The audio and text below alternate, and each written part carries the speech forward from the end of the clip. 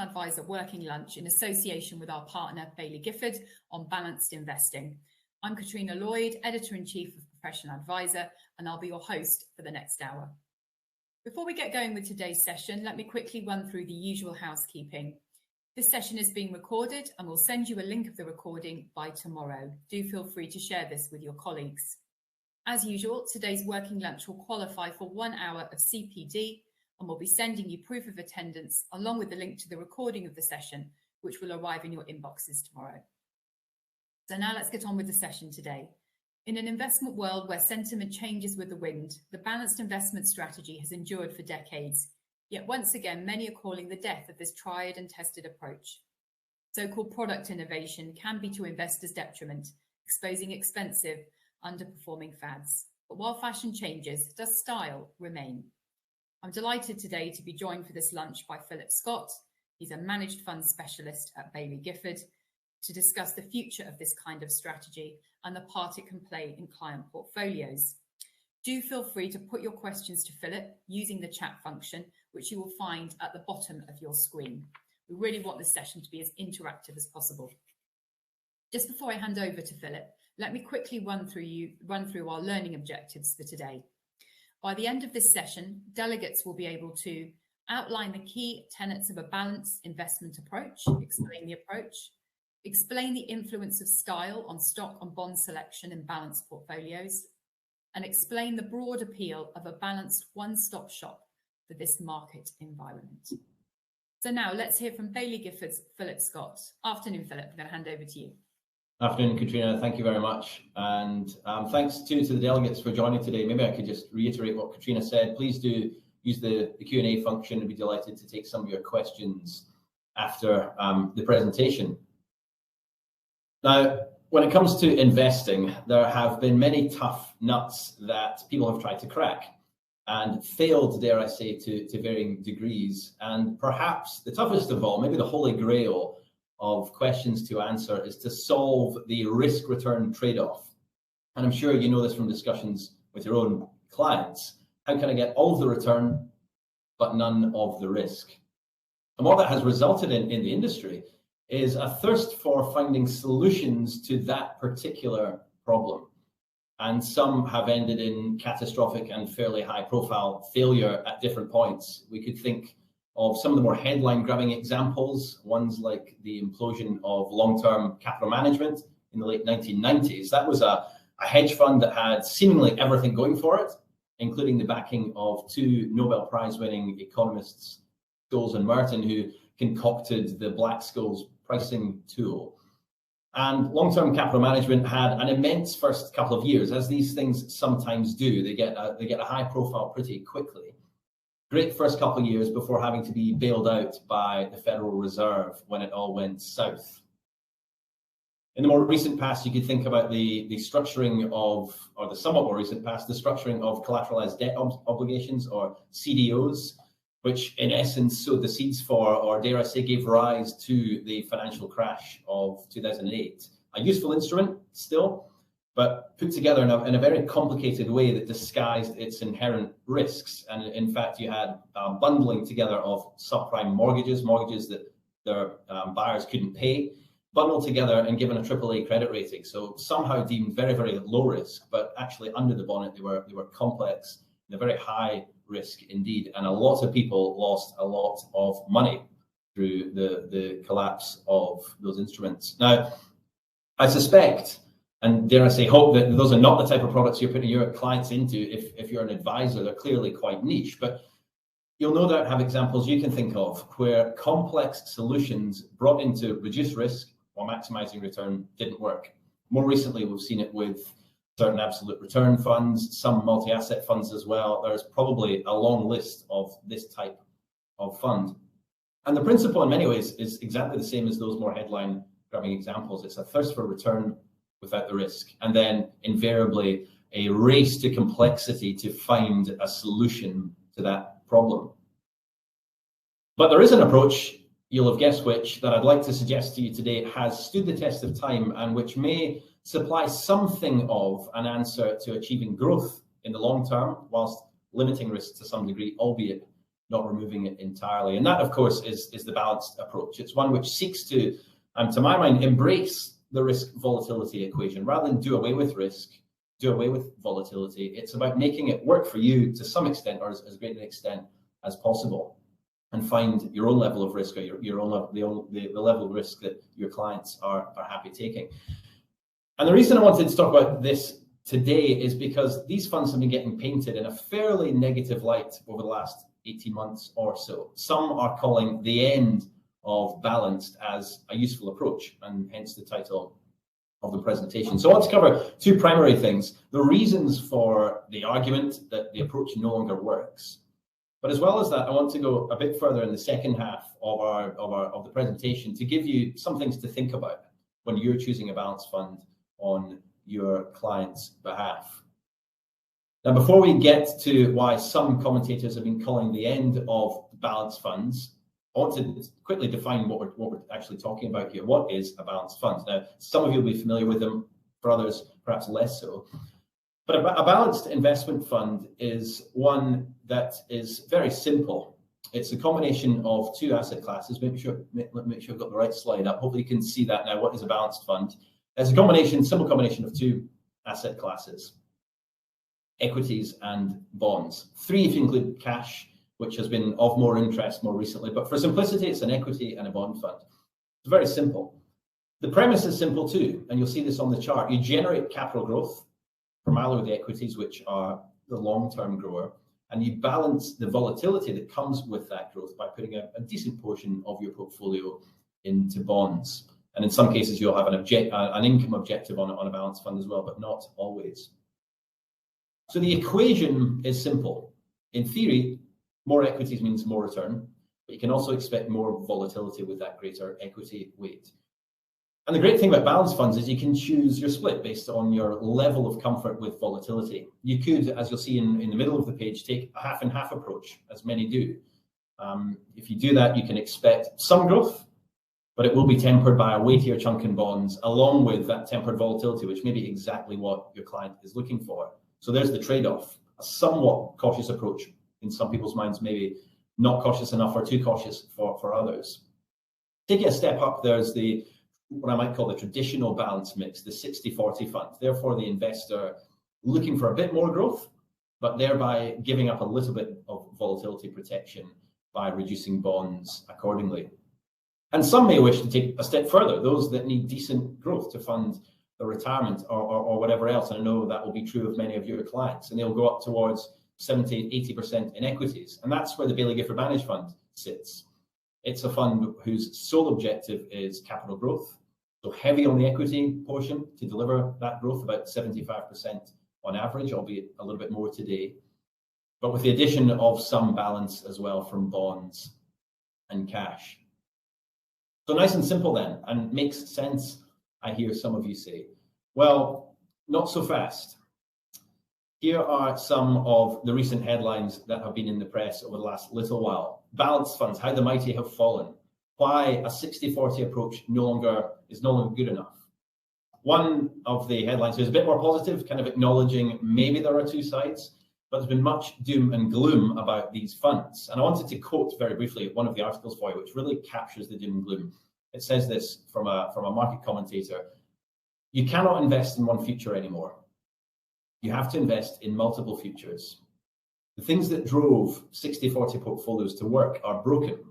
The old 60-40 portfolios did the things that clients wanted, but those two asset classes alone cannot provide that anymore. It was convenient, it was easy, and it's over. And when you read these articles and the many more that have been written, the argument in essence is bonds and equities no longer diversify against each other. In other words, bonds do not offer balance. The whole premise is undermined. But is that the case? Well, the answer is it depends. But I'd like to suggest to you today that the reports of the death of balanced funds are greatly exaggerated. Now, before we get to the heart of the issue, which I think when you boil down the articles is what they're getting to, it's worth being clear here about the abnormality of 2022. That's, for me, the elephant in the room here. And Bloomberg ran the numbers on this. They looked at equity and bond returns over about 150 years of data. And when they did so, the year 2022 ranked as the absolute worst by a long shot among years where both equity and bond funds underperformed. And that's really important context. Headlines tend, as we know, to get made out of a single year or a big event, like some of the headlines we saw that you're seeing on the screen. But 2022 was demonstrably different, not just from the last decade, which is what sometimes the articles tap into, but from the last 15 decades. It's 150 years.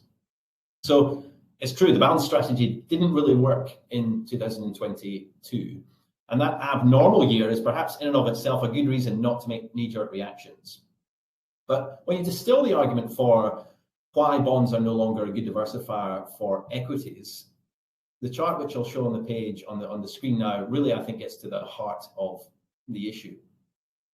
This chart shows the correlation between equities and bonds over time. That's to say the relationship between their movements. To what extent do equities and bonds move in the same direction? And there are two lines on the page. The purple one shows things at the index level. So that's the correlation between global equities and global bonds. And the grey line shows the relationship, the correlation of equities and bonds in the managed fund specifically. So the managed funds equities and the managed funds bonds and the correlation between those. And look at the purple line, first of all, the index. The most obvious thing clearly we can ascertain is that the correlation of equities and bonds has moved up and down over time, has ebbed and flowed to some degree.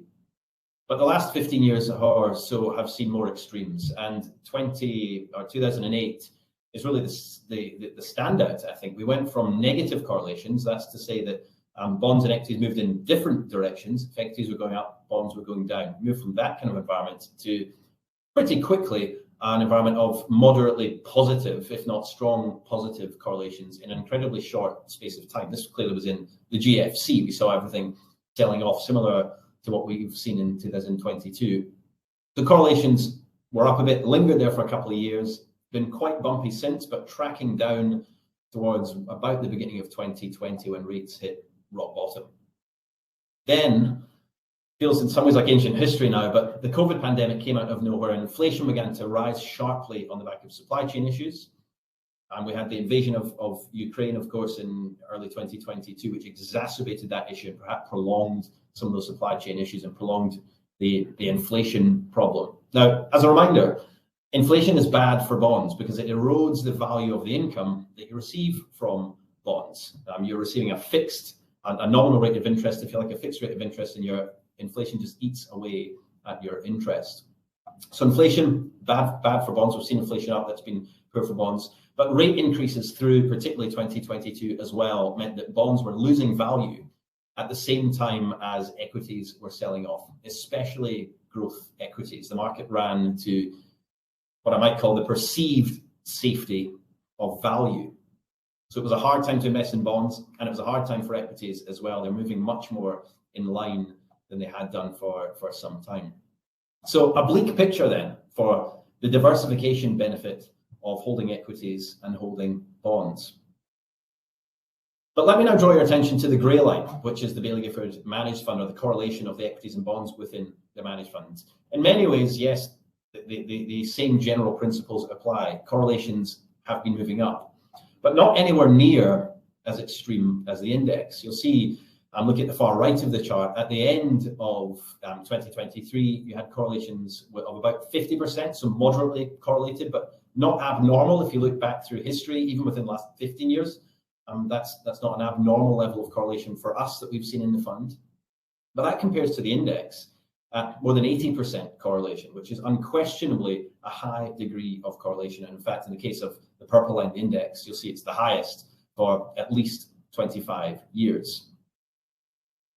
What then can we deduce from that difference? Well, I would contend that in a market like the one we're in just now, of uncertainty, of higher rates, which we don't know when they'll come down, but as they come down, may be good for both bonds and equities. So we could see that correlation continue.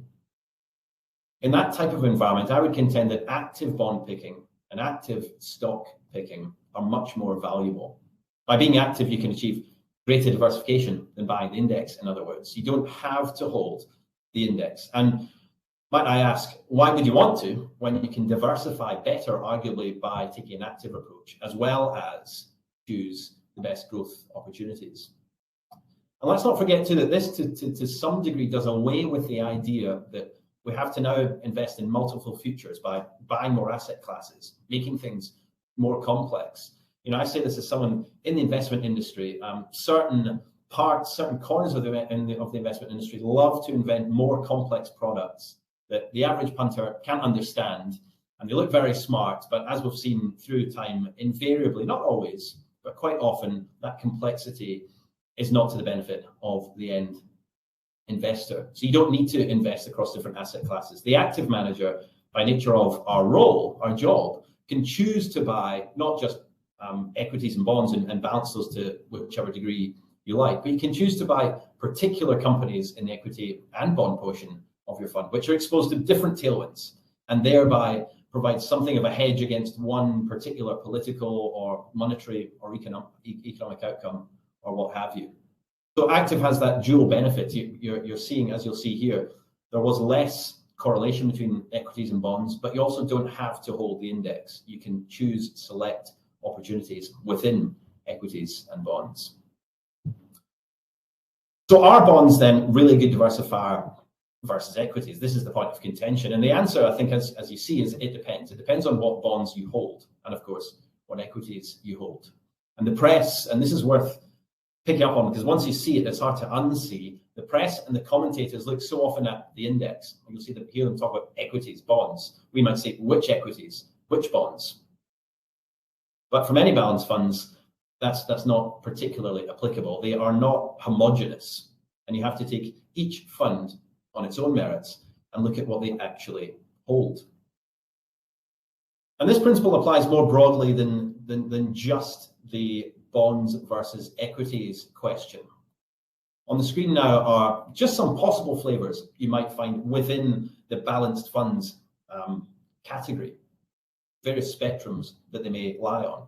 Now, first and perhaps most obviously from what I've been speaking about, does the balanced fund you look at invest actively or passively? Does that apply to the stock picking or the asset allocation, or to both? Now, we at Baillie Gifford, as I'm sure many will know if you're familiar with us, we run active portfolios, high active shares. So they tend to look nothing like the index in many cases. But there are other funds out there that buy trackers and allocate between those. They're active in their asset allocation, but they're buying passive products. So you may or may not be much more exposed to higher correlations between equities and bonds than you realize if you're taking a passive approach. And of course, more generally, you'll be more or less exposed to the movements of an equity index or whichever index you want to track if you're passive. So it's important to know when you're looking at a balanced fund, what type of fund you hold with respect to how it's managed. There's a spectrum. So when we read balanced funds in the press, that's a very broad brushstroke. Secondly, and probably more this one applicable for funds such as the Baillie Gifford managed fund with a greater equity allocation, what style does the fund adopt? Now, we are ardent proponents of a growth approach to equity investing. That also means the fund will behave differently to the index, probably also to peers. So broad brush statements, again, won't apply. Even words like equities is quite a generalization. The question should be, what kind of equities are being held? What type? And I want to briefly unpack in a moment just that one example, the difference that might make to the experience of an investor in a balanced fund. So style should be considered, and I'll come back to that. Thirdly, is the fund invested directly, or is it a fund of funds? Now, one of the things that's hopefully come across early on in this presentation is the inherent simplicity of a balanced fund. It's equities, bonds, and cash. And that's in contrast to the opacity and the complexity of many other products. But within the balanced fund space, whilst the premise is very simple, equities, bonds, cash, and take your split, some will hold funds in many cases, which can make it challenging to get a good sense of the underlying instruments your clients are actually exposed to. In fact, some passive funds can, within the trackers that they hold, they might also hold their own trackers. And very quickly, it can be more challenging than you might expect, unless you've looked at this, to actually understand what is being held in this fund under the surface. It says North American equities, for example. which ones? What do I hold in that? So you do need to dig a little bit to see what the fund actually buys. Now, again, for our part, we like to keep things very, very simple here with our managed funds. So we're almost entirely directly invested in all but one fund, one holding, beg your pardon, in a fund of over 300 holdings. So if you go onto our website or TrustNet or another platform that you might use, it's all fairly transparent. Pretty quickly, you can say, okay, here are the 10 largest holdings in the fund.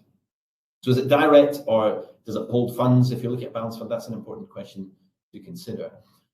And of course, maybe even the most fundamentally, once you've ascertained what you actually hold, you can, I think, make a more informed decision about the splits. The asset split itself, be it 50-50 or 80-20, might be the only thing a fund has in common with its peers. You can take a look at the managed funds, which is 75-25, compare it to another similarly broken down fund, but it will look drastically different when you start looking under the surface. So balanced funds, yes, they're very simple, but that's not to say they're all alike. So it's still worth digging deeper. And I want to illustrate this in one way, one possible way, one example of that I think can really matter and home in on the flavor of the equity portion, since that will be, for a balanced fund, generally one of the key drivers of how it might behave. I mentioned already, we're growth managers within equities. And what I mean by growth, for what it's worth, is simply that we're looking for companies that can grow their earnings the fastest and for a prolonged period, because that is what will drive share price performance. And these sorts of companies can be volatile. And that's what this chart shows. Each purple dot on the chart represents deciles, a decile of shares in the index, and plots that on return versus volatility. So you've got return on the x-axis on the bottom, volatility on the side on the y-axis, and that's looking back over the last decade. And I think the most important dot I could draw your attention to is one in the very top right of the screen. And what that shows is that the best performing bucket of stocks, best performing decile, the best 10%, was by far the most volatile. Not only that, but in fact, the second best performing decile was the second most volatile, and the third best performing decile was the third most volatile. So if somehow you had a crystal ball 10 years ago and your client said to you, look, not really comfortable with volatility, could you just strip out, let's say, the top third of really, really volatile stocks? In doing so, in hindsight, we can see clearly they would have actively stripped out the best performing stocks on the index. Now, what does all this mean for the Baillie Gifford Managed Fund? Well, we're looking for, in the equity portion, the best performing stocks on the market. That's the task of our investors. And that means the equity portion of our fund specifically is likely to be more volatile than a respective equity index. But to our mind, that is needed to deliver value in the long term. And we know this from experience that some of the great stocks of the last decade and beyond have been volatile, but it's difficult in a period like we're in today, amid the heightened volatility. It can be challenging sometimes to remember that. And, I'm thinking of companies like Amazon, companies like Nvidia, Tesla, before they were the Mag 7. People thought that we, at one stage, were stupid for owning Amazon. Why would you buy this bookseller? How is a bookseller really going to tap into e-commerce? And that's been a really, you look at history on a long term, it looks like a no-brainer. But that's been a really challenging holding at different points. We've had a lot of challenge over the years. But these are companies, Amazon being one, that have delivered huge amounts of value for shareholders, but have been uncomfortable because they can be volatile. So our investment style, looking for long-term growers and being willing to hold through volatility, that has a profound impact on a relatively sizable chunk of the fund, 75% of it. Now, I do want to reiterate again, the managed fund holds over 200 equity holdings, more than 130 bonds. So there's no undue risk in one holding, and you could be much punchier if you want, and there are other funds out there that are available if you're looking for something with much more punchy positions. But the point I want to make is that even in a balanced fund, which is designed to temper volatility to some degree, you can have periods of higher volatility due to the investment style that the manager adopts. So that's just one example from the list of things. It's good to know about what you hold in balanced funds. They're not all the same. It can vary in many ways. And so when you read press articles, when your clients read press articles that generalize it pays to be discerning when you're buying balanced funds and look under the bonnet. You've got to know what you hold. So what have we ascertained then so far? Well, bonds can still be a good diversifier. You don't need to hold the index, and may in fact get more balance if you use active managers. So we think that the premise still stands, it still holds. There's much to like about the balanced approach today. We've established too the importance still of knowing the flavors of what you hold. Balanced funds are not homogeneous. Yes, they're simple, but they're not homogeneous, so it pays to look under the bonnet. And just as I finish up and when we go to questions in a moment, perhaps the most important reminder I can give is that, like any genuine investing, you've got to be long-term in your thinking when buying investment funds. They take the risk return trade-off into account, but they're typically not designed to entirely solve the problem. So they can go through ups and downs. And no strategy is going to work 100% over the time over rolling 12-month periods. We saw that in 2022 where the approach didn't really work. But by keeping your eyes on the long term, you and your clients will find it much, much easier to weather the tough years. And the narrative that balanced funds no longer work, in essence, is based on a single year where they weren't as successful. But the balanced approach is a battle-tested one. This chart shows what happens if you'd invested £10,000 in the Baillie Gifford Managed Fund on day one and held on to it to now over, that's about 38 years. And you'd have done very well. But the point really I want to make is look at the crises. Hopefully you can make some of these out, the bubbles on the page, the various crises that you had to endure along the way. In fact, 6 months after we launched this fund, Black Monday happened, where stocks plummeted in October of 1987. And pretty quickly, within the first year of this fund running, we hit a rough patch. Since then, we went through the dot-com bubble, a steep sell-off there. The GFC, again, in 2008, a steep sell-off there. More recently, of course, in 2022, a massive growth correction, actually the harshest, really, that we have experienced in 38 years, including the GFC, including many other crises. A huge correction where bonds and equities sold off. And we're acutely aware that has led to tough conversations between you and your clients if you're an advisor. But what has always paid off in the past has always been to trust to trust the process, to stick with something that works. And you'll find then that, yes, crises will come and go, but things will get back on track. And what about this market then? Well, I would suggest to you that that's still true. For our part, a market like this provides great opportunities for the active stock picker. Tailwinds for growth equities haven't gone away, and those will drive return in the long term. But there are opportunities in bonds as well for, yes, some return, and also for balance versus equities. So we see no need to broaden the fund into factor models, alternatives, exotic derivatives, structured finance, and what have you, because complexity is not required for success. And if anything, it often costs more in both fees and a lack of return. So we don't need complexity. Simplicity works just fine. So are balanced funds dead? Well, the answer I would leave you with today is a resounding no. In fact, we think they have a very bright future ahead. So I'll stop there, Katrina, and perhaps we could open up to some questions if there are some coming in. Great. Thanks so much for that, Philip, for taking us through your thoughts there. Yes, we do encourage questions, so please put them in the chat function. We have had a few questions coming in already, so I'll be putting those to Philip in a moment, but there's still plenty of time to get those in.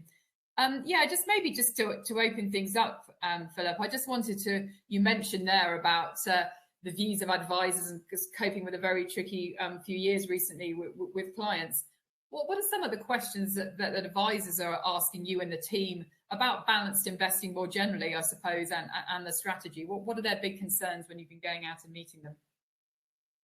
Yeah, so that is a good question. I mean, my primary role is fund specialist, so it's my colleagues that primarily meet advisors. But I think in some ways, some of what I've talked about in the presentation gets to the nub of the questions. It's really what happened in 2022? You know, we thought managed funds were supposed to act in a particular way, And that hasn't held together. So what's gone wrong? Now, hopefully what I've been able to outline is that there were some specific reasons for 2022. Things have moved in lockstep.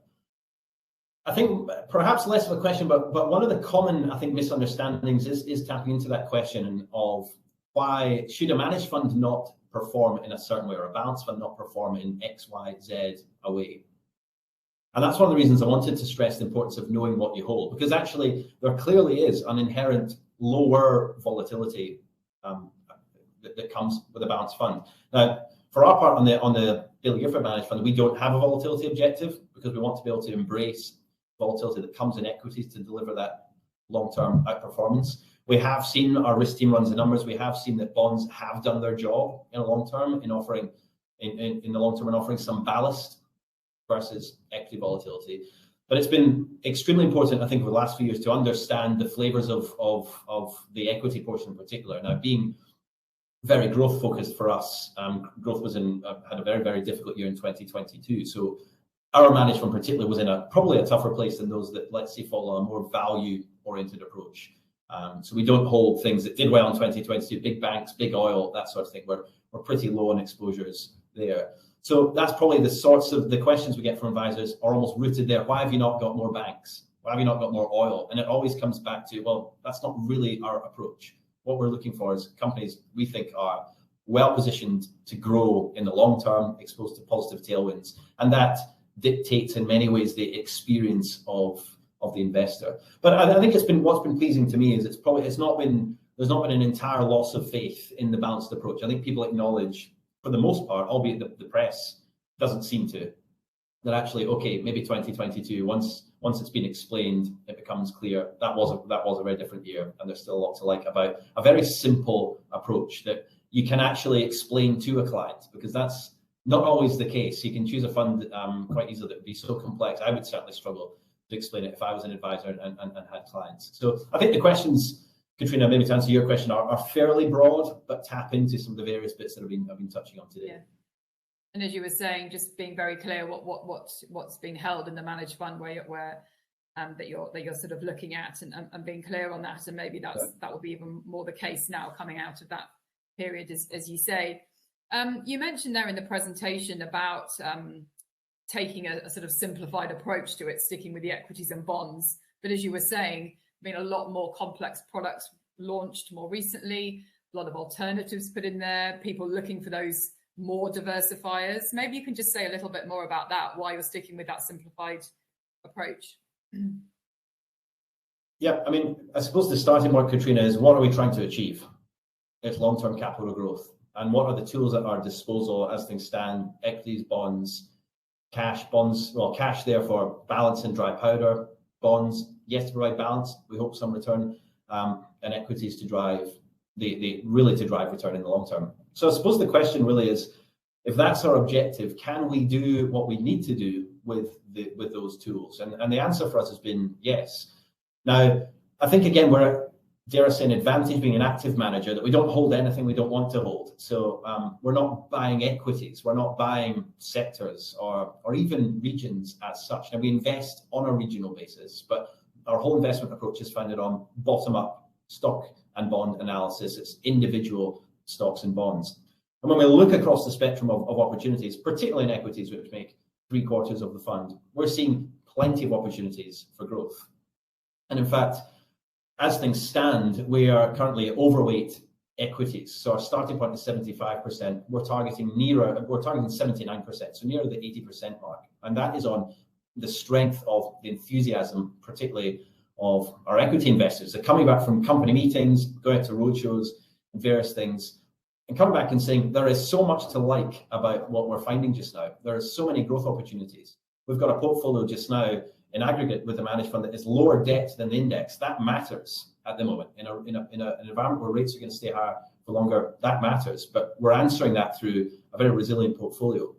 It's earnings growth in the long term that ultimately drives share prices. And we're getting much more expected earnings growth in the fund than you're going to get in the index. And actually valuations are pretty appetizing just now as well. So for us, it's, can we meet the growth objective with what we have? And the answer is yes.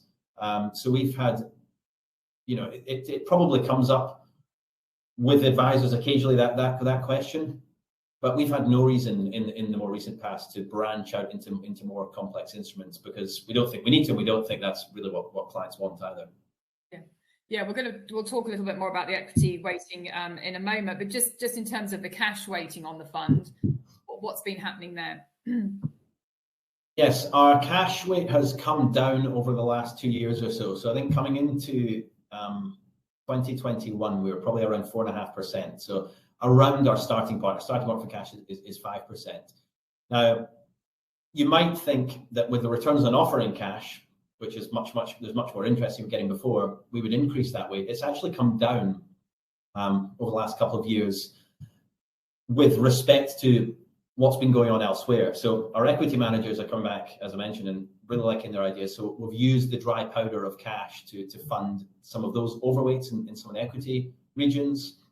Likewise, in bonds, we're a little bit more underweight in bonds. We're still very marginally underweight, but we've brought that in with some of the cash, and cash stands today targeting about 2%. Now, we have been at a cash management, from a cash management point of view, operationally, we've been accessing different instruments to use as cash equivalents, because it's not always been easy to get good interest on cash at a custodian, but that's probably a connoisseur's point to some degree. Really, what I would stress is it's underweight on the basis of opportunities elsewhere. We just think there is more excitement to be had in particularly equities, a little bit more in bonds than we were seeing, and so we've funded that through the dry powder that cash provides. But it is a useful asset for some balance, albeit you're not going to get too much from 2%, but it still offers some dry powder for investors to deploy that into new ideas. And just before I move on to some of our questions from the audience, just looking at this year and what we've seen, particularly in the last few weeks, that change in terms of the higher for longer environment now, that real change in interest rate expectations for this year and what that means. How has that impacted the team's thinking? Because that's a big change from how we were even just a few weeks before that.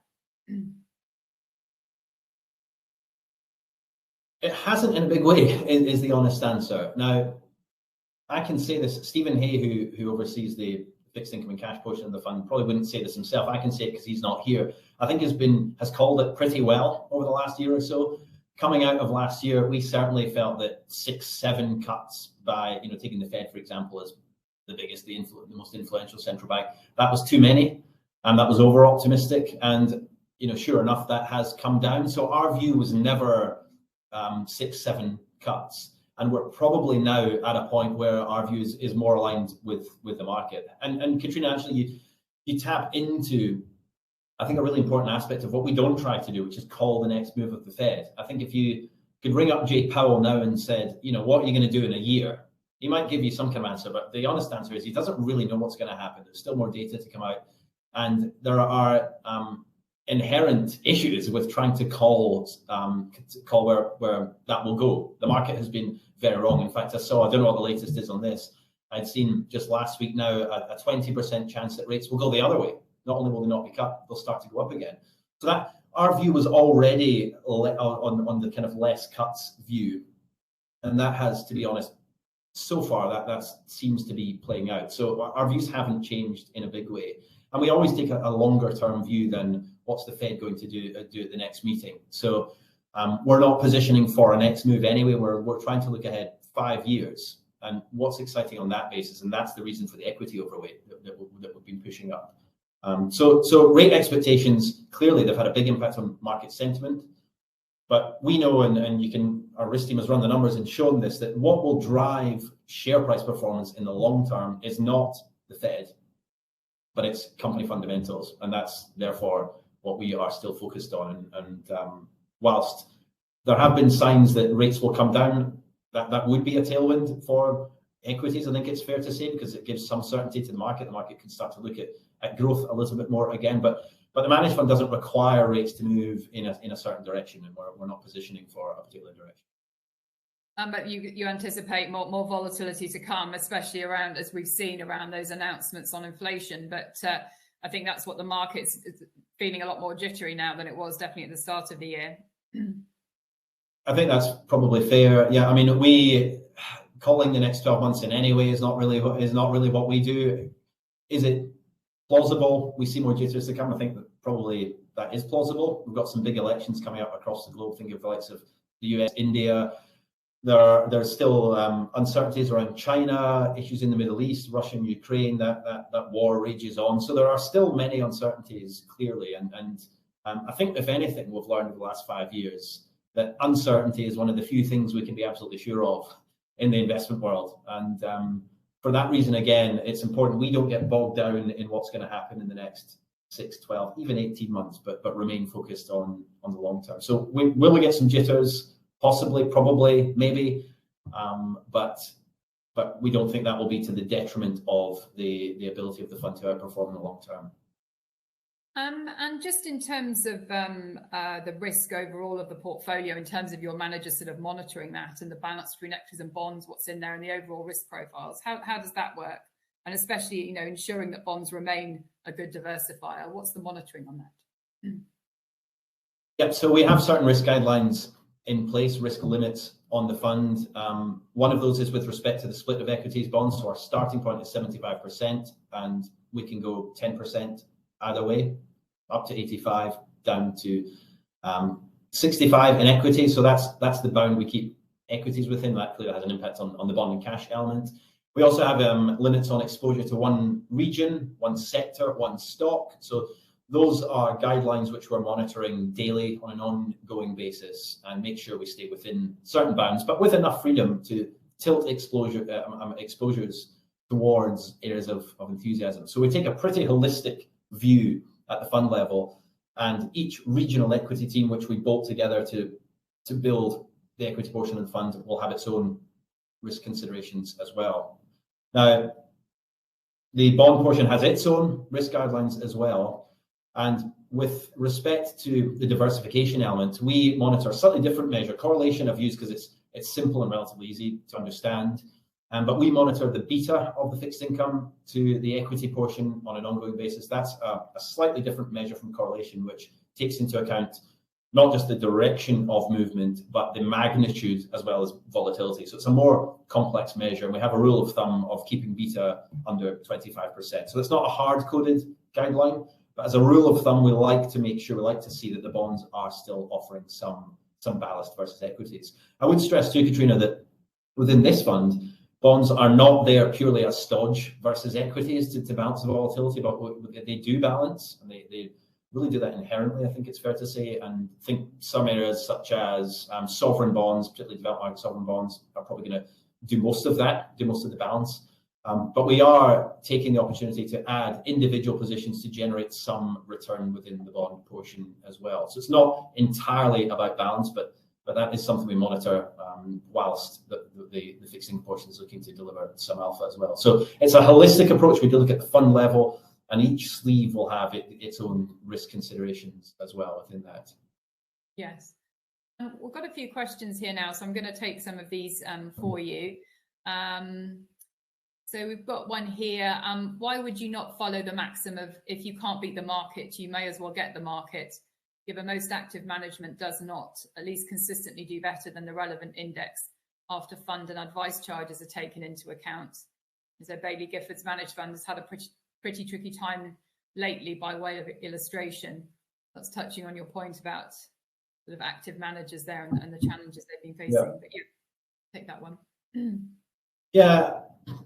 Well, the questioner, first of all, is absolutely right. Active managers have not had an easy time against what has been a very strong market of late.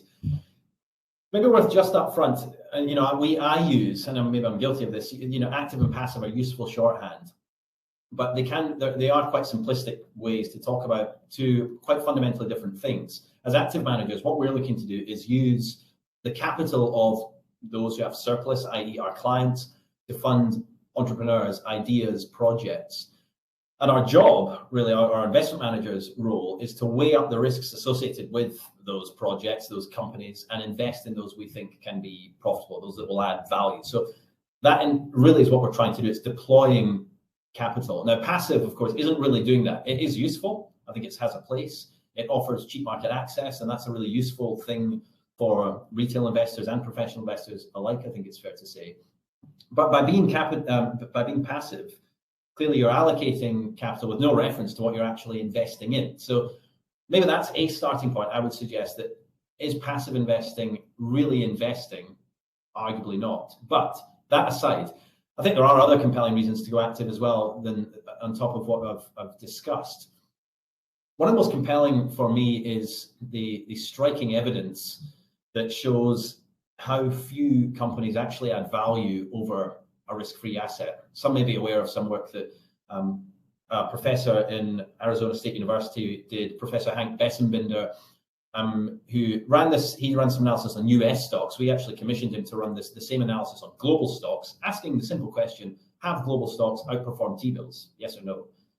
Clearly with a bit more nuance added than just a yes or no answer. We commissioned that, looking at the last 30 years of data, and found that less than 2%, in fact, only 1.3% of firms drove all the wealth creation above the risk-free asset, which you could take as a, let's say, a US short-dated T-bill. So for us, what's exciting is the opportunity to uncover that very small number, because if you invest passively, you're buying a whole bunch of companies that will add no value. In fact, the stats showed that the 1.3%, which drove the wealth creation, something like 60% actively pulled some of that back, and the remainder roughly netted it off. So the majority destroyed value. And that's exciting for us as an opportunity. And really, I think the question becomes, are you culturally aligned? Are you culturally positioned, set up, is your investment process set up in a way to uncover those long-term growers? Now, the last few years have been tricky. And I think it has been very difficult to outperform the market, given particularly, the last, let's say, 12, 18 months. The Magnificent Seven have driven the vast majority of returns. So we've actually seen some of this playing out even at the index level, that a very narrow subset of the index has driven virtually all of the gains. So we say the index did well. We really mean a very, very small subset in the recent past has done well. That is broadening out.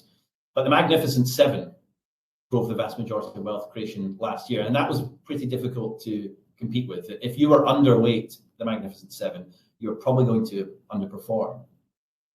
But I think what we've seen here at Baillie Gifford is, yes, there are no guarantees. Our objectives are long term, and I think we've shown that we can add value on top of the index for prolonged periods, albeit given the last 3 years. If you looked at the numbers today, that's less apparent. In some cases, it's frankly not the case. We have underperformed the index in some places. But if you're, from today's starting point, deciding to go passive, you are making some pretty big calls on the companies that are going to do well and the companies that are not. So going passive is not a kind of free pass to low volatility or positive returns. In fact, you've increasingly been reliant on a small number of businesses. So there are inherent risks there. I would add too that for the clients' advisors who are more ESG conscious, clearly, if you're an active manager, you're developing long-term relationships with companies. And that gives you a very natural and very obvious edge in effecting change at some of those businesses. And that's certainly something we have used on a client's behalf, is big position sizes in individual companies to effect change for the better. And that can look different depending on the company. So I think the person asking the question is right. It has been a hard time to beat passive, to beat the index. I think there have been reasons for that in the short term, but most importantly, I think for anyone, the question is, what are you going to hold from today? And I mentioned some of the stats at our fund level. You've got the opportunity now in an area, in an environment where rates are high, to choose companies that are robust, that are profitable, that have strong balance sheets, that are expected to grow their profits much faster than the index. And that's really a key stat. So my question might be, from today's starting point, why would you want to go passive when the opportunities are there to pick up some fantastic businesses that have sold off, but are very resilient and very well placed for growth from here? So yes, passive has a place. It's not what we do, but it will fit in the portfolios of some. But we think active is still a very, very compelling proposition. Thanks for that. And we've got 2 or 3 more questions just to get through here. So if clients invested at the recent peak in 2021, with hindsight, was that a bubble? Well, hindsight's a wonderful thing in investing, and maybe you would say, yes, it was to some extent. I think, though, when we've seen bubbles in the past, and the dot-com bubble is maybe the obvious one that springs to mind. There were stories like, I remember, I forget the name of the company, but I think it might have been a pet food store, and it added .com to its name, and the stock sort of doubled in the week that followed. You know, that's bubble territory. You had companies in the .com that were making, in some cases, nothing. They were basically, or virtually shell companies. They weren't making products people were actually buying or services people were using, and yet the share prices rocketed. That's fundamentally different to what we saw through 2021, where companies were actually growing and fundamentally improving. Now, I could think maybe a good example would be, well, Nvidia would be a good example. It was a company that really rocketed. It clearly, as a reminder, I mean, it's more of a household name now, but Nvidia builds the chips that power artificial intelligence, and that's been the recent boom. But Nvidia went up with the rest, sold off very heavily, and now it's well exceeded that previous trough because Nvidia is actually selling a product people are buying. Shopify is another great example. It's an e-commerce platform, so really a service provider. It allows SMEs to develop a professional online presence. Now, that's a company that has had a much more palatable year the last year, but it's still off of long-term highs, but it's fundamentally meeting a need.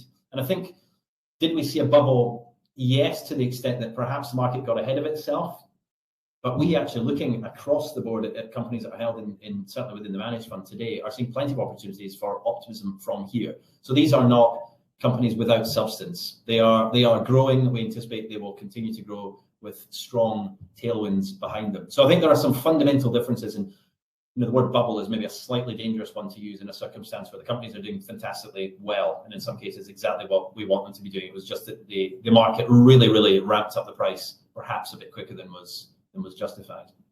Yeah, and we've seen those concerns again recently, haven't we, with some of those AI stocks? And what's your sort of response to some of those concerns? Concerns being that it's hype, do you mean, Katrina? Yeah, another bubble's developing, and yeah. Well, that's probably sentiment has been a big factor, and sentiment around AI has been a factor. If that's how someone would define a bubble, perhaps. But Nvidia is maybe the best example. Now, for what it's worth, it's been held in this fund and the managed fund and others at Baillie Gifford since 2016. So long before the Magnificent Seven, we held Nvidia, Tesla. Amazon, Microsoft is not held here, but it's held in another Baillie Gifford fund. So these have been long-standing holdings. It's not been let's jump in and buy that, the opposite, buy the dip, whatever that is, buy the rise. But we still think AI is a massive opportunity. Yes, there will be times where the market will ebb and flow. It will get ahead of itself. It will probably temper a little bit again. Nvidia, we did actually trim more recently on the back of good performance, which had it knocking up against diversification guidelines. But artificial intelligence, whilst the Mag 7, of which we hold 4, have dominated the press, it's a tailwind for many other types of business as well. I mentioned Shopify, and I would recommend there's a video by Toby Luke, the founder and CEO, who talked about the chatbot they're bringing in with Shopify. So it's not just the chip makers. We're seeing some applications. Meta, the owner of Facebook and WhatsApp, and perhaps in a more dull way, but really effective from that company's point of view, we expect them to use it to target advertising much more effectively. So the applications for artificial intelligence are still really in their infancy. Yes, the hype has been, if you call it hype, but the interest has been around the chip makers and some of the companies showing early signs of how to apply that. But are we going to get to Terminator 3 tomorrow? Probably not. But on the way to amazing and almost sci-fi level applications, we should see many more applications for it. So we think it is a tailwind, one among many within the fund. We're not entirely exposed to artificial intelligence, but we still think it's exciting, and select holdings will have varying levels of exposure to that tailwind. Yeah, and as you said, some exciting opportunities there across sectors. Just quickly, we've got a couple of questions here. How is Baillie Gifford's own managed fund positioned for recovery, as it's had a bit of a challenging time? Just thinking about that recovery there. Yeah, I've drawn what I said earlier actually for that, Katrina. We're overweight equities. That's not a call on the timing of a resurgence of growth where companies have sold off. But it's important, I think, we're not going to time the market. I think what we want to do now is hold the companies now that we think are set to benefit over the next 5 years. So I think that the simplest way I can explain that is the overweight in equities is the real evidence. We don't have time to get to really unpack that in any level of detail, but we think the fund is well positioned. I talked about resilience, earnings growth, overweight equities for the inevitable. You know, the tide hasn't turned yet fully. It's inevitable that at some stage growth will come back on the agenda. The market will stop fixating about what the Fed will do next. And we think when it does, the fund will be poised for growth. And do you think the emerging markets will do well in the next 12 months? Now there's a good question. The shortest answer to that would be, you know, who really knows? I've talked about the inherent difficulties of predicting short-term performance. Now, this year within emerging markets, I touched on elections. It feels an especially uncertain one, dare I say. Much is said about China. You know, we have some exposure, 3.5–4%, including Hong Kong in this fund. But there's a big universe of emerging market stocks out there. And what matters to us most is the long-term trajectory that individual companies are on. And you can think of areas like e-commerce. So Mercado Libre is Brazil's answer to Amazon. There's low internet penetration in Brazil and Latin America. Still a massive opportunity ahead. Another recent holding, in fact, in Latin America as well, is Nubank. So in finance, where in Latin America, again, in this case, there's a much larger swathe of the population that is unbanked, and banking is typically geared towards benefiting the banks rather than the individuals. So Nubank is tapping into that with a user-friendly credit card. Over in India, we've got Reliance, which has been rolling out internet across India. So a tailwind for the long term. So the next 12 months is really hard to call, but it's not all about China necessarily. And it's really all about the companies. Will there be challenges in the next 12 months? Maybe, maybe not, probably. Now, we have, for what it's worth, an exposure to emerging markets in this fund currently about 9.5%. So relatively modest, but a relatively decent exposure. But again, always on a long-term view, not a short-term. So over the next 12 months, there are signs perhaps that things will be a bit shakier, but it's not worth me putting any numbers on the likelihood of what will or will not happen. Great. Well, thank you so much for joining us today, Philip, taking us through your views there and on what's happening on the fund and the team's thinking there. It's been really interesting. We've covered a lot of ground there. Just before we wrap up, I'm just going to share the learning objectives again. I'm just waiting for that slide to come up, just so we're clear what was covered in the session. So by the end of this session, delegates will be able to outline the key tenets of a balanced investment approach, explain the approach, explain the influence of style on stock and bond selection in balanced portfolios, and explain the broad appeal of a balanced one-stop shop for this market environment. Thank you very much for your questions. If you do have any other questions for Philip or Baillie Gifford, I'm sure they will try and answer these after the event. And just a reminder that your CPD will be delivered tomorrow. Just before I go, I wanted just to quickly tell you about what's coming up in terms of professional advisors events over the summer. So on the 15th and 16th of May, we're running the second edition of our very successful Professional Advisor Management Retreat. That's at Wootton House near Dorking in Surrey. This is a 2-day conference aimed at those who either own or are senior directors of advisor firms. So over the course of 2 days, you'll be able to attend sessions with our 6 sponsors and listen to some fascinating presentations from a variety of outside speakers. The boardroom sessions will be from Atlantic House Investments, Baillie Gifford, Benchmark, Orbis, Quilter and Time Investments. There'll be plenty of advice there on how to tune up your business for the year ahead. There are a few places left, so register now to avoid disappointment. Then on the 5th of June, we're going to be running our Future of Investment Festival in London. This is an exciting full-day event. It builds on the success of the Sustainable Investment Festival, explores how this part of the market is evolving, identifying investment opportunities and helping delegates respond to new regulations. And the agenda this year will also focus on how investors can sustainably take advantage of global megatrends such as the energy transition, societal change and digitalization, including the rapid development of AI. Then on the 19th of June, we're back with another online working lunch, this time with Schroders.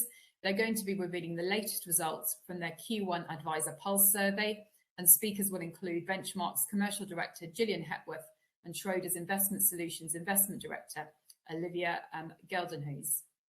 And then the following week, that's the 26th of June, we'll continue with another working lunch with Baillie Gifford, this time on the Responsible Global Equity Income Fund.